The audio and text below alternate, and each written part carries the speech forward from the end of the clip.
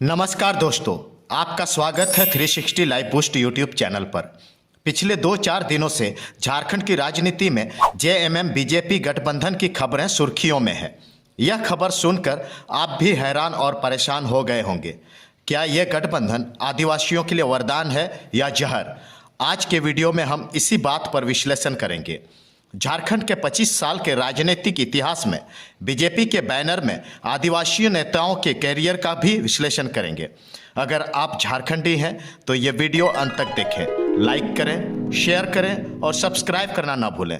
चलिए शुरू करते हैं वीडियो को। दोस्तों, 3 दिसंबर को मुख्यमंत्री हेमंत सोरेन और उनकी पत्नी कल्पना सोरेन दिल्ली पहुंचे।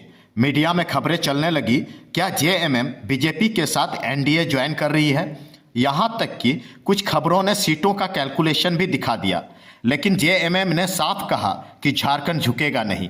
वहीं कांग्रेस ने इंडिया गठबंधन को रॉक सॉलिड बताया। फिर ये अफवाहें क्यों? बिहार विधानसभा चुनाव में आरजेडी ने जेएमएम को सीटें नहीं दी। राज्य का खजाना खाली है। ईडी के केस हेमंत पर लटक रहे हैं। बीजेपी को लगता है कि वो पैसे और पावर से सब कुछ खरीद सकती है, लेकिन याद रखिए 2009 में जेएमएम बीजेपी का गठबंधन हुआ था। शिबू सोरेन सीएम बने, लेकिन बीजेपी ने समर्थन वापस ले लिया। नतीजा अस्थिरता और आदिवासी वोटों का बंटवारा। ये गठबंधन आदिवासियों के लिए नहीं, बीजेपी की सत्ता सुख के लिए है। अब आते हैं असली मुद्दे पर। कई झारखंडी आदिवासी नेताओं के संघर्ष से 15 नवंबर सन 2000 को झारखंड राज्य बना, लेकिन बीजेपी के साथ जुड़े आदिवासी नेताओं का क्या हुआ? हमेशा बर्बादी। इसमें सबसे पहला नाम है बाबूलाल मरांडी का। सन 2000 में संथाल आदिवासी बीजेपी से झारखंड के पहले सीएम बने, लेकिन 2003 में अर्जुन मुंडा को सीएम बना दिया गया। मरांडी नाराज होकर 2006 में बीजेपी छोड़कर अपनी पार्टी बना ली। फिर 2020 में बीजेपी में वापस भी आ गए। आज वे बीजेपी झारखंड के राज्य अध्यक्ष हैं। इस दौरान उनका कैरियर टूटा फूटा, कई उतार चढ़ाव आए और नतीजा आदिवासी वोट बीजेपी को मिले, लेकिन बाबूलाल मरांडी को कुछ नहीं।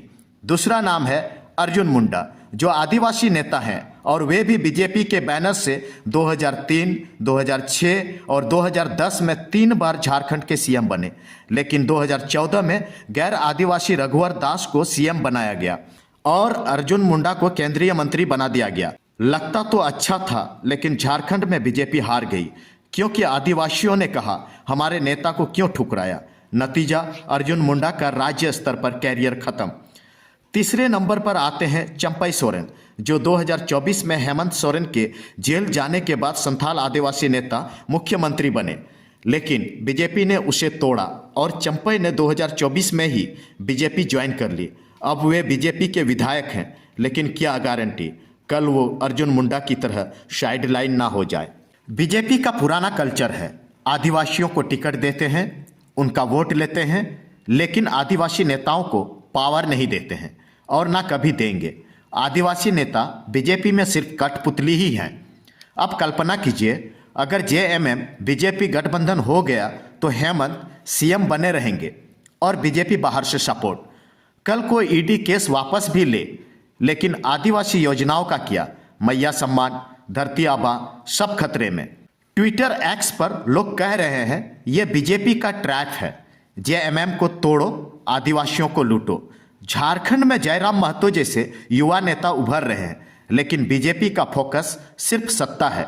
इतिहास दोहराएगा। शिबू सोरेन को 2009 में बीजेपी ने धोखा दिया था, अब हेमंत सोरेन को देंगे।